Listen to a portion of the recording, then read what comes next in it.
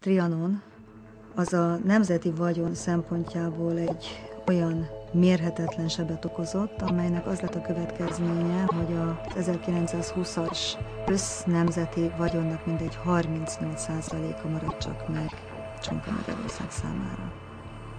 Történelmi tény, hogy az első világháború kitöréséért a Magyar Királyságot felelősség nem terhelte. Ugyanakkor az 1920. évi békediktátum delegációi a világháború kitöréséért egyedül a Magyar Királyságot büntették meg. A békediktátum következményeként a Magyar Királyság területe 325.411 négyzetkilométerről 92.863 négyzetkilométerre csökkent. Lakosainak száma 20.886.000 főről 7.615.000 főre csökkent. A békediktátum következtében Magyarországot többek között az alábbi veszteségek érték.